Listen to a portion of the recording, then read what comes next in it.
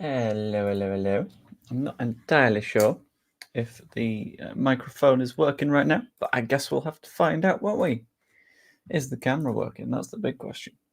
I'm not completely sure, but let's bosh on the ring light. Let's bosh on everything else. Come on, Joe, don't be slow. I'm a Leeds fan, got places to go. Yo, I mean, let's be honest, rhyming isn't for everyone, and that includes me. Hello, how are we? Turns out everything was working just fine. Fan Dabby Dozy. Can hear you, but no camera, mic working, no visuals. That was the plan. That was all good. They were just trying to make sure that everything was working. Hello, Demented76. So, welcome to the stream. Tonight, we're going through a little bit of transfer madness. We're going through all the Leedsy stuff at the moment because everything is a little bit insane. Everything is not quite holding itself together as you normally expect. It just includes everything at this stage because everything is very, very stupid. We're going to talk through all the deals that we can at the moment. Nikki is over on Twitch at the moment complaining about the lack of cat cam. Currently, because we've got DIY bits going on in the house, it probably feels like a very bad idea to have various doors open in the house and let the cat wander, because otherwise she will end up in the ceiling. So we're not cat camming today. That is by choice. That is planned. That is all good. Fan Debbie Dozy. But we're going to have a little bit of a general now. We're going to talk a little. We're going to talk Bashir Humphreys, a little bit on Dejan Ljubicic because we're trying to work out what's going on with him. This name's popped up recently, Bruno Ogbus in the Bundesliga, who I know absolutely nothing about. I'm happy to admit that, but we will have a little bit of a discussion about him and find out. And then also I got some little quiet words from various people about Jack Clark, and weirdly a few about Willie Nonto, but I'm not sure there's anything in that in the slightest. So I'm just going to sort of leave that as a sort of general natter, and then if there's any questions or anything, I'll be more than happy to discuss absolutely all of that. That is because we are currently in the middle of, and I've forgotten to post this as a banner. There we go. We're currently in day 4 out of God knows how many of doing a stream every single day until Leeds United lose a match this season. Now, because there wasn't a single bit of news that I was like, oh, this is specifically worth talking about that I didn't cover in the Jon Rowe one earlier on, I'm just like, cool, that's what we'll do. We'll just do a general transfer chat, general natter, and then anyone that's got any questions, we will happily answer, which I will do in its own little any questions, and that includes lazy stuff, that includes general stuff, but we're going to talk about the bit of news that we all know about today, the bit of news that actually happened, which is nice and interesting, which is the Jon Rowe stuff. Basically, this morning, L'Equipe, a big publication in France, published a report saying that Jon Rowe was basically no longer on Marseille's lists of targets. I'm going to move that camera out of the way because that's just distracting me at this point. I'm going to find the specific banners that I had for that because I haven't gotten rid of them yet. Yeah, so the specific words that they used, and I'm going to go very, very French mode for this, was le successeur de Pierre-Emerick Aubameyang sera bien El Yawahi, une piste révélée par l'équipe mardi dernier. Hold on, Monday, mardi. Cool. So the successor of Aubameyang is El Yawahi, which L'Equipe revealed last Tuesday. Since then, there has been a little bit of conversation going along around potentially Marseille will want to sign Jon Rowe, but at the end of the day, they've looked like they've opted out because the price that Norwich were asking was just a little bit too high. Now, reading into it, you can combine a couple of different factors. You combine, one second. The wheel was in my way. You can combine the fact that they'd already signed Wahi, or at least were very much in the process of signing El Yawahi, with the fact that you don't really need two players that do the exact same job. So Rowe would be a sort of nice to have sort of player in the rotational bit of the system. That basically has left the door wide open for Leeds at the moment, which means that it doesn't hugely matter what the price tag is at Norwich. At least we're not going to end up in a bidding war with Marseille because that would itself cause a lot of pretty big problems. But this is a fairly nice thing for us as well, because whilst the apparently very high price tag made the move complex, so did our presence in the conversation for Marseille. So Marseille and Leeds were fighting for one player, and the fact that we were in that discussion was making it tough for them. The fact that they were in the discussion was making it just as tough for us. So the fact that now they're not in this conversation means that we don't need to persuade Rowe anymore, which is in itself a really big win. And it cuts the cost a bit because there's no risk of ending up in a bidding war over him, which is really nice. And I landed this morning's video with the opinion that we should just sign him. It'd make things a lot easier if we were just like, no, you know, just have a bit of money. That'd do it. It's fine. But that was the general gist with all the Jon Rowe stuff from this morning, and I just thought we'd have a nice little natter about that. This is a good point that I've just noted. What spell I cast there was a little bit of French, and it summons a baguette or croissant to my location at any given time. On this, by the way, with Schmodix having 2 goals already today and Finn preferring Schmodix over Rowe, I think this is a very, very interesting conversation to have, but fundamentally they do very different things, which John has pointed out. Rowe on his heat map was left and right. There wasn't much middle going on, and if it was, it'd be very high up the pitch, so you can see that he's clearly gone up the flanks, cut in, and then he'll have a go at the net. Whereas Schmodix is a lot more number 10. He's a lot more central. He's a sort of second striker sort of thing. Basically, he's currently what we have Ruter to do if Ruter took more shots and was more accurate with it, sort of. Or he's like Piru when Piru tries to play as a 9. In essence, not the same job. Not a Somerville replacement is the issue there. And on this is a fair point. We do need a little bit of confidence down the middle, but looking at how many number 10s we've got, if you consider Piru is functionally a number 10 because he's not really a 9. We've got Ruter that's a number 10. We've got Aronson that's a number 10. When you look at the wings by comparison, our wing depth is dreadful. Our wingers are Dan James and Willie Gnonto. I've heard a couple of little conversations about Willie Gnonto today, so nothing that is like big enough to be like, Gnonto's leaving, oh no! But a little something, which I think was mostly bollocks, but keeping an eye on it. And alongside that, you have the issue of, well, if you're behind those, I guess Aronson can play on the flank. Maybe Ruter can play out there, but neither are like fully commit to them level of good. And it's very complex. We could do with a little bit more down the middle, but I imagine if we sign a number 10 at the moment that isn't the creative Pablo type 10, it feels like that could be a little bit of a waste of time and money. And we are not really in the position where we want to be or can be wasting time and money, I think. So whilst Rowe is not the perfect target for a lot of people, I think it's fine enough. What is going on with my hair right now? Oh no. We're 4 days in and I've already gone mental. Wonder if Uber goes. This I thought was a little bit of an interesting thing. So we've had conversation around this. And I saw someone pointing out that from like Vuber's perspective, that kind of makes sense.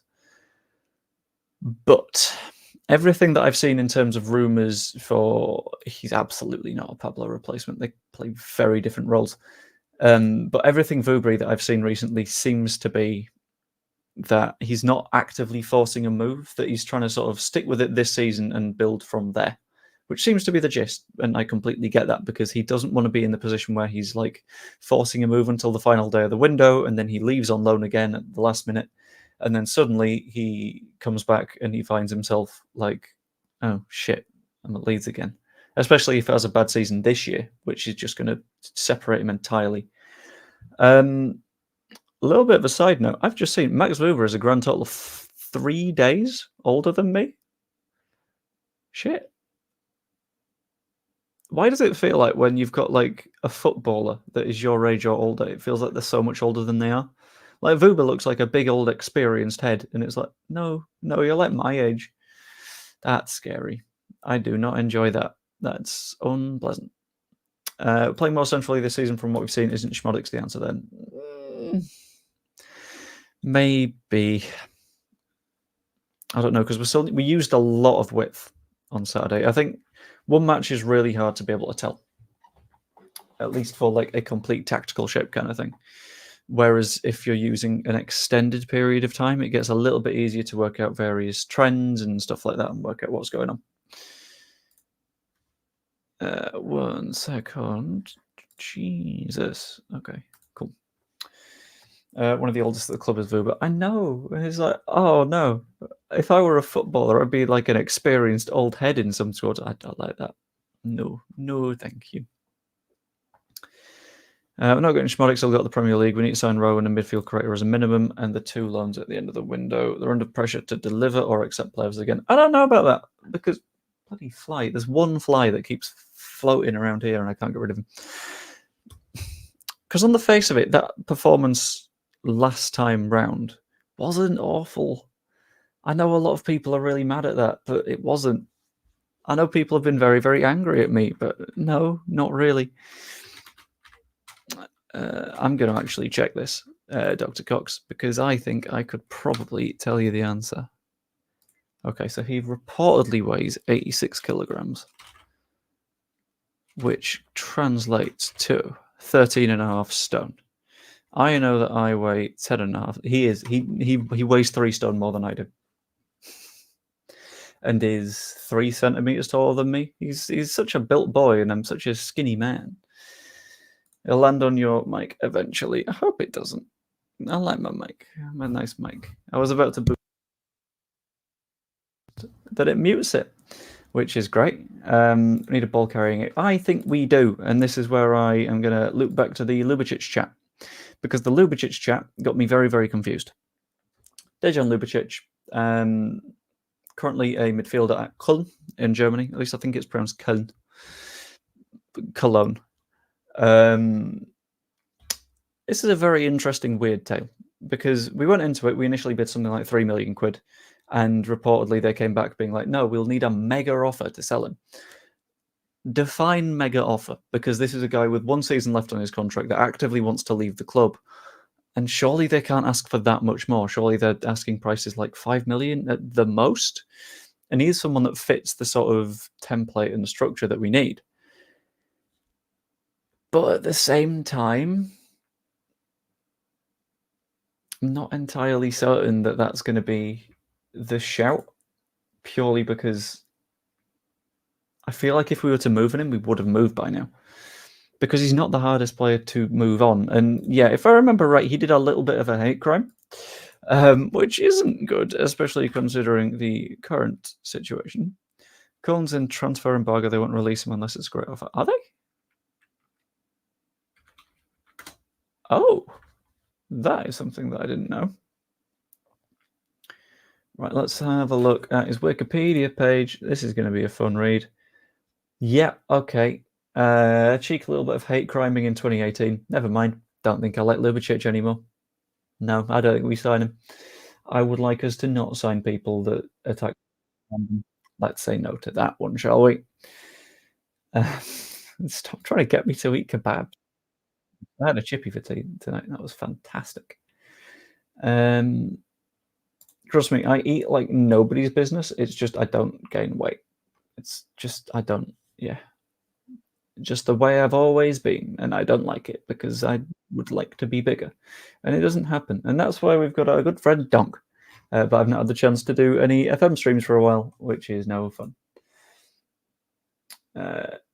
Let's have a quick look at what's going on. I think that's why Leeds haven't been back in for him, to be honest. I think that makes sense because, like, I imagine that we were looking at him and there was definitely a conversation around that, but then it came to what happened a couple of weeks ago, and any, like, football club or organisation of any kind that has anything like a PR brain goes, ooh, maybe we don't hire this one person at this one moment in time.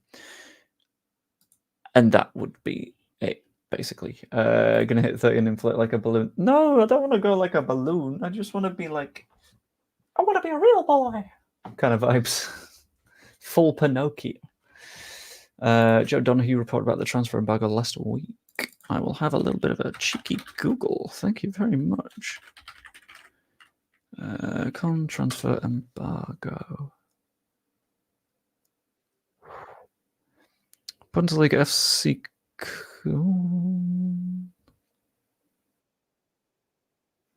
Okay. So he'd be able to move in the winter, because they were banned from registering players for the coming season at national and international level for the next 2 transfer windows. But that decision was made on the 21st of December, which means that covers the January and the summer transfer window, which means that in theory, they can make moves in January. But by that point, he's got 6 months left on his contract, so it's worth us just having that conversation and saying, look, come here. If Rowe would prefer to go to France, do we want him at Leeds? Let's get players who want to be here, even if it means signing Jadon Anthony. I don't know, though. That's the thing. I think if Rowe definitely did prefer to go to France, he would have found a way of forcing that move. Because players have untold amounts of power in these conversations. Like, you wouldn't believe how sort of effective player power can be in the world of transfers. And the fact that Marseille saw a slightly higher number and just went, nah, tells me that Rowe wasn't like 100% leaning anyway. Leeds genuinely don't need many incoming players. We have what we need now to get promoted. It's all on Farke. Would Potter be available if Farke fails? I'd love that personally. I don't know if Potter would be about. I think. How do I explain it? Right. I'm going to whack Canva open. We've had a little bit of the Schmodix chat, Mark. We've covered the fact he scored 2. Has he scored any more since? I don't know. But I'm going to group these together, move that out of the way. And draw, and cool. Bish, and Bash, and Bosh. Okay, so basically, share the screen, and I'll go with the whiteboard. Cool. Right, Bosh. So, what I think our chances are of promotion right now is, I'm going to graph it. Sod it. We're going to be fancy. So we'll say this is 100% we're definitely going up. And this is what if you were managed by Wayne Rooney. There we go. And then somewhere in the middle is this. What I think basically makes the difference is that we're about, what, here? I think we've got a very, very good chance of going up this season because we've got a very, very good squad. Admittedly, it's a fairly thin squad, but it's fairly good. So I call this our chance of promotion. Let's call this roughly, I don't know, let's say 80%. My worry at the moment is, and we will go to comment from We All Love Leeds, is that what happens if Georgie gets an injury? Well, in my opinion, it's definitely worse. So they come down to about here. And then what happens further if, I don't know, Dan James gets an injury? Well, oops, things just got even less likely of promotion. And it's that very, very thin-ish squad that we've got right now, where like we've got cover for all the positions, but the cover tends to be amongst the same players. So Vuba can cover defensive midfield, can cover left back, can cover centre back. However, if you lose him, you've lost cover for all 3 of those positions. So I'm basically in this spot where, yes, currently I think we are here. I think we are at the 80% spot of probably going up because we've got what we need. And it is all on Daniel Farke. Fair enough. But if you add a Jon Rowe, if you add a number 8, if you add a decent backup left back, then this bar right here gets taller and taller and taller, and you get an even better chance of going up because you've reduced as much uncertainty as you can. Do what you can to give yourself the chance of going up is basically the rule. And like, in addition to that, like, sure, add more, give yourself a better chance of going up. But a lot of clubs and stuff look at it through the eyes of, yeah, well, I don't know if we can afford to spend 14 million quid on Rowe, for example. Consider it like this. Currently, we have money. Let's call it money number X. Fine. Say if we sign Rowe, which he will be expensive. Let's not get this wrong. So we'll say that's money X is now minus 12 million. And then we'll do like +3 of add-ons or something like that. And let's put that in brackets because that's how maths works, because maths is annoying. But if you add Rowe, and you add the left back, let's say at worst we'll spend what, 4 million on a left back, and we'll add a central midfielder. At worst we'll spend, I'll say, another 4, so this rounds up to a nice 20. So you are minus 20 million pounds in the rest of the window if you are spending significant amounts of cash, which a lot of club owners would see the minus 20 and go, oh no, that's a lot of money. That makes me sad. I think what a lot of club owners don't recognize is the fact that like TV revenue alone is going to net you £100 million next season, which at the end of the day, that's nice. That's an £80 million profit. And as we know, 49ers Enterprises are ultimately an investment fund, which means that with £80 million more,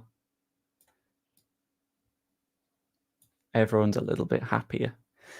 And this isn't a 100% chance of that £100 million, by the way. That is ultimately referring back to this. That is, we've got a 95% chance of £100 million. But at the end of the day, that chance is valued at £95 million, which is still significantly bigger than that 20 million. It's about chance, and it's about balance, and it's about making sure that everything's fine. And it's basically like this that Matthew put. It seems like car insurance. It looks like a lot of wasted money until you need to use it. It's an insurance policy. Signing players that are further depth is just stuff that you have there to be safe and secure and fine. Would you keep Cooper for his experience rather than sign Humphreys from Chelsea and spend more on other players? I don't know, because Cooper would want a multi-year contract, and I don't see that much value in that. He's had that little bit of conversation, and part of the reason that he's been rejecting bids so far is the fact that he wants that multi-year contract, which we're not willing to offer because it's pretty evident to us that he's probably not worth that. Add on to that, Humphreys would be a loan, probably on lower wages than Cooper, which is, well, roughly the same wages compared to Cooper, which is also fine. And Cooper will probably require a signing on fee if you were to cover a new contract. And then outside of that, I'm not sure.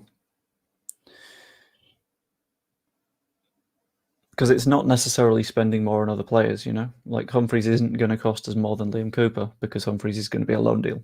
So it adds up. But he's the next person that is on the list to talk about. But I will talk about that in a moment's time because I have just spotted that YouTube is doing the play an ad thing.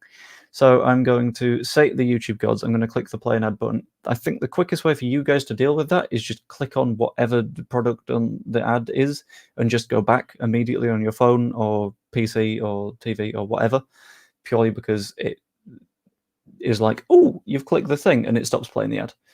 But that gets you back as soon as possible. And as always, I like playing the little game of what ad does it serve you. So I'm going to run it now-ish so it doesn't do it when I'm in the middle of saying something. But yeah, let me know what it shows you. And then we'll talk about Bashir Humphreys, shall we? Which is always fun. This is also another bit of the problem. Cooper doesn't want to sit on the bench. Cooper will want to be playing football right now. And I get it.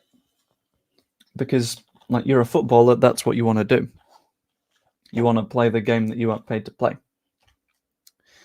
And the concern from his point of view will be, well, I can't really do that if I'm sat on the bench for a long time. It was Monzo banking for some reason. Why were you doing so much banking? We all love Leeds. Was it a rhyme, perhaps? Hello, Caps Lock Hero, over on the Twitch. Whilst I mentioned Twitch, by the way, I got a Twitch channel. If you have a Twitch account and aren't yet, I would hugely appreciate you dropping me a follow. I'm going to pop it in the chat now. And I've just realized I've accidentally put that in both the Twitch and the YouTube chat, which is very, very smooth. That was a good hiccup. Must be all that money I don't make. Yeah, that would cause a problem.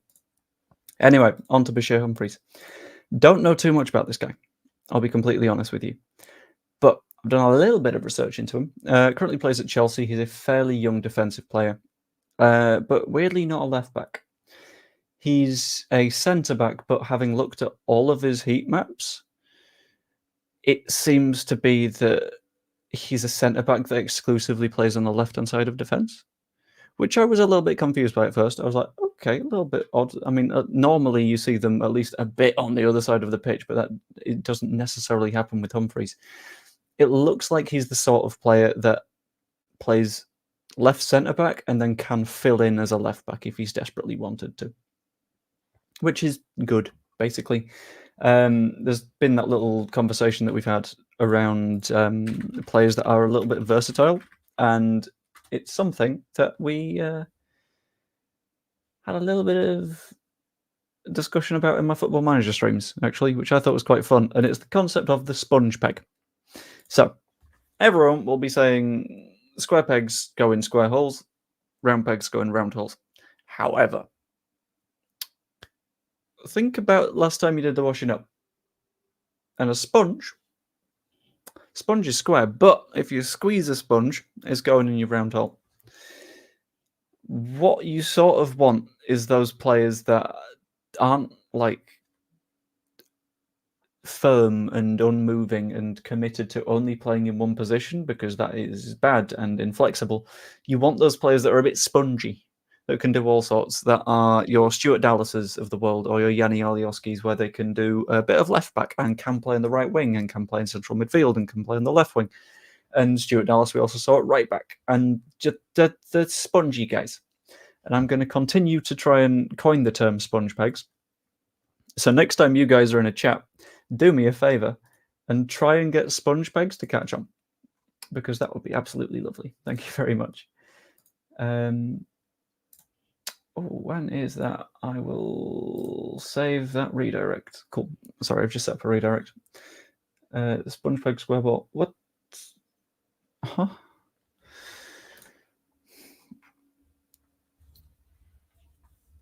Square ball? I don't know. I say we grab Humphreys and sell Vuba. I don't know, because I feel like if we were to sell Vuba, we would have been able to sell Vuba already.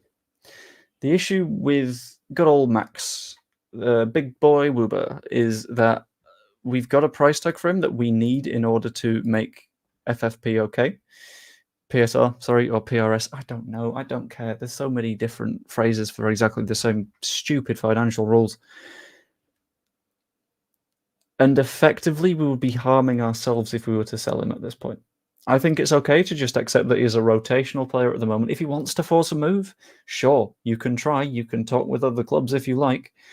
But we can't take a loss on him right now, because that harms us in the long term. And if we don't go up at the end of this season, that harms us even more in the long term, because PSR is a bitch in the Championship compared to the Premier League. It's something like being allowed to lose £12 million compared to 35, which makes things tough. Oh, you were doing a SpongeBob. I get you. Yeah, cool. Well, that's the thing. I didn't read it in the cadence, so I'm sorry. Basically, this I can't see anyone paying 12 to 15 for Vuba, which is fine. He can be a rotation player. Think about it, Joe. Vuba looks like he doesn't want to be here. Grab Humphreys for 5 million, Rowe for 14, and Vuba for 13. But that's the thing, that it doesn't. Because of the way that sales and stuff work, we wouldn't be able to put down the 13 million as profit, because we would still have. How long's Vuba's contract?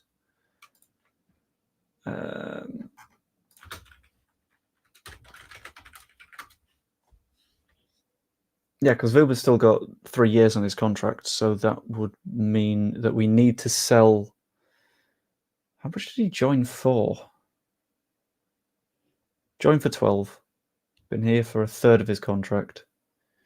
So we need at least £8 million to break even on that, because of the way that amortization works. And that's it's tough. Probably, yeah. But at the same time, we don't want to waste even more money by selling him for less than his value.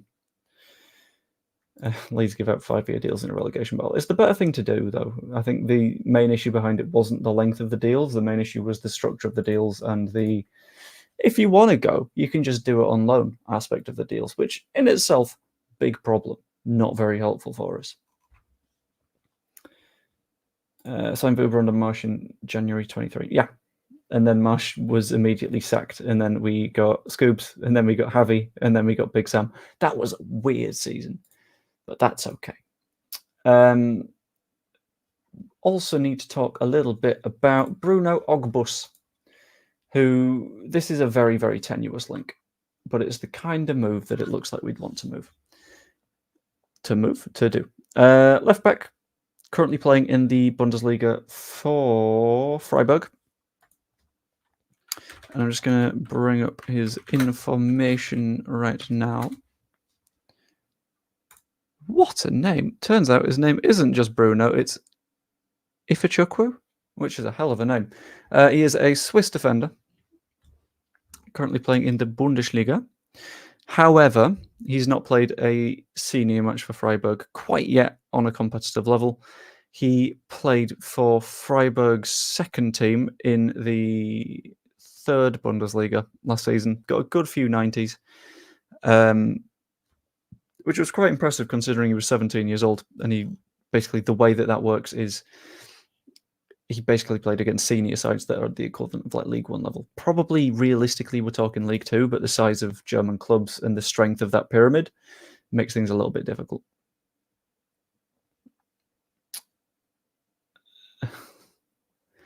What do you think we do about replacing Somerville? Is Aronson up to the task? I won't cover all of it. This is where Caps Lock Hero, you get some benefit from following me on YouTube as well, because I've been following the Jon Rowe saga for quite a while. It's looking quite significantly like Rowe will be the deal that we end up going with, just because good enough player, able to be part of that discussion for us, and I think he has a lot of development to do. So, like, beyond just an initial sale, it comes down to stuff like look at the last player we signed from Freiburg, and he was rubbish. I mean, yeah, sure, maybe he was. However, you can't write off one club because all of their players are bad. Like, even people that don't like Junior Firpo at this point, which is kind of on you, like, Firpo is fine. That same logic would mean that you're writing off Lionel Messi, and you're writing off Sergio Busquets, and you're writing off Lamine Yamal. Because, I mean, Firpo was bad, so other players from that club must be. Don't work like that. Which is something that we sort of need to pay attention to, and I'm Firpo is the man. Anyone that has been around here for an extended period of time knows my deep, unending love for Junior Firpo. Oh. Again, yeah, there's the Tash, wonderful Tash. There's the fact that he is, in my opinion, one of the best left backs in the league. Not on the defensive side. Well, even then, he wasn't that bad last week. But attacking wise, one of the best left backs in the league. Opposite Bogle, they're going to make a mess of some teams, which is spectacular. Whoa! I don't know whether you prefer a Matthew or a Matt. Let's not go there. No, that's pushing it. We ain't talking smack about no Junior Firpos. We ain't talking smack about no Pat Bamfords. No.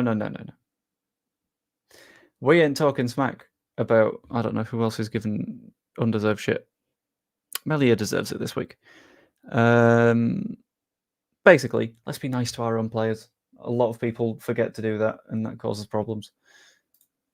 And he do got big thighs. I'm not talking to you, Google. Okay. I know we've moved on from Rowe in this stream, but do you think Norwich should take Gelhardt plus cash? I don't know. I think probably not, but that's more of an issue with Norwich finances than it is with Joe Gelhardt. Because I think Joe Gelhardt is a perfectly serviceable footballer, especially in the Championship, because he will certainly do that job. However, their issue is that cash is the thing that they need, because parachute payments are running out and PSR is already being nasty to them. They are already in trouble, and they are already probably going to make some sales. Hence, Sarah, they were quite desperate to get him out, probably sold him for less than they wanted to. It becomes a question of, are we able to offset their need for money with a decent player? And I don't think we are, especially since they've already effectively signed a replacement for Gabriel Sarra. Not part of today's topic, but when we get to the Prem sell Maillier, it depends on what happens this season. I'm not going to say anyone right now because we've still got an entire season in front of us.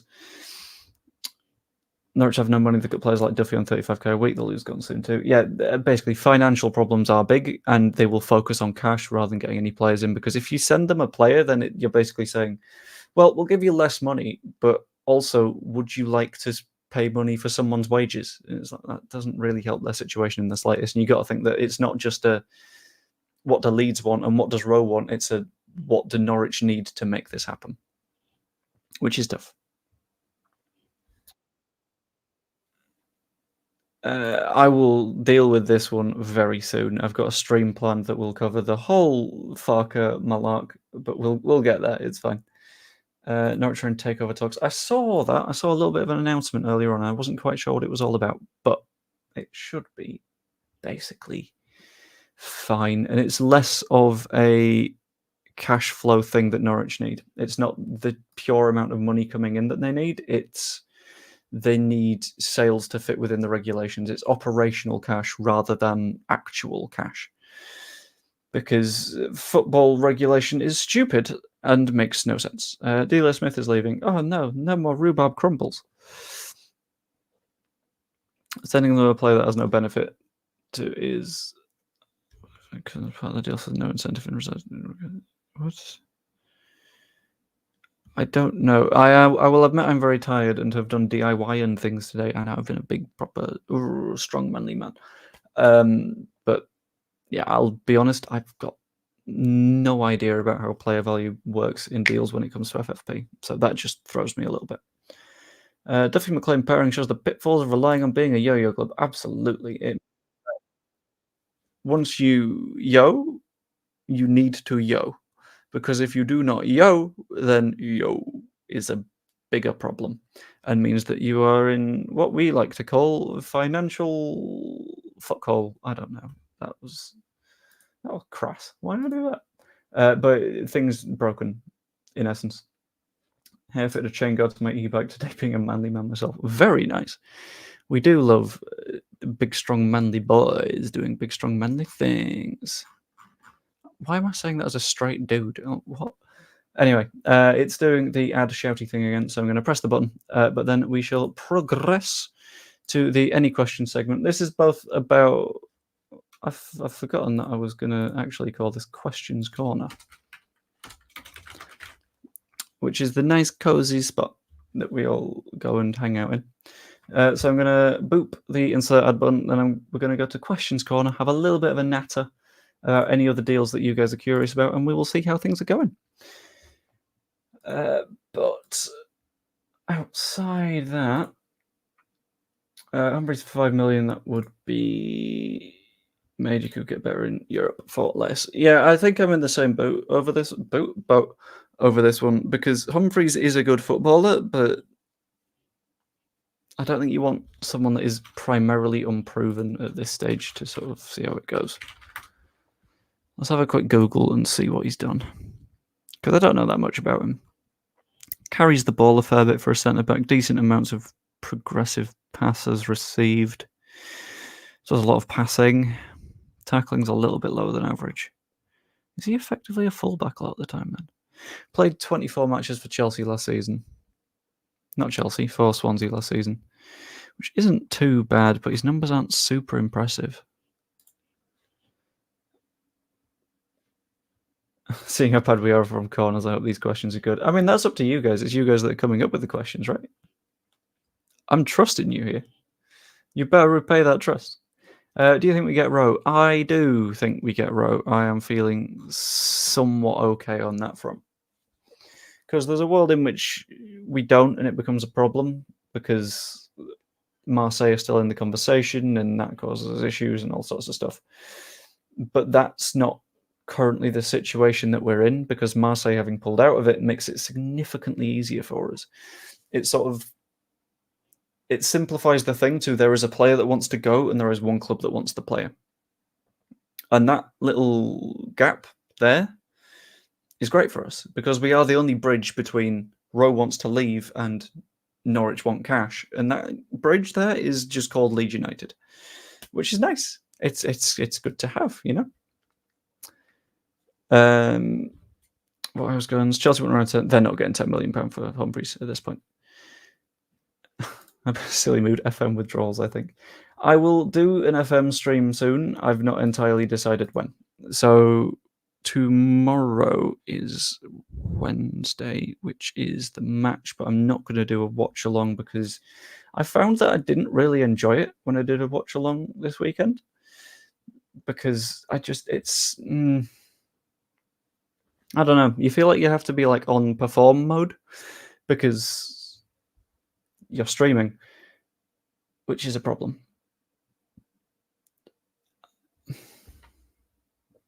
But at the same time, like it's nice to be able to like watch the match with people, and everyone was really nice in the chat as well. Everyone was sort of spoiler free and kept things nice and was nice and cordial and polite. But I don't know if tomorrow's stream is going to be a watch along thing. It might be a pre-match, it might be a post-match. I've not decided. In fact, I'll run a poll on that. And I want you guys' opinion. Should I watch along tomorrow? This will not be the be-all and end-all because I might have something come up anyway. Like I've got DIY things to do and stuff.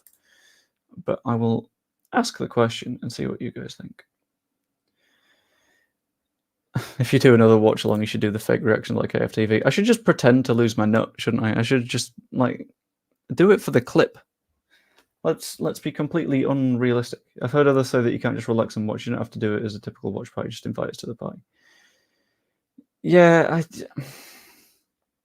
the issue with doing a watch along is that as much as you're doing it in a different style, like I do it in a different style to the likes of Joe Wainman because I do it a little bit more chill and stuff, you're still simultaneously bumping into the problem of there's still a camera on me and people are still like watching it. So like there's still that barrier between you and watching something naturally, which makes everything feel a little bit weird. It feels a little bit artificial. I don't know. But a lot of you guys have said yes, and everyone that has voted yes, you best be fucking coming along because I ain't doing it for like myself. What if the team pulled out of the negotiations, then don't enter a battle with pricing, but come back last minute to get them at a good price? Can they not do that?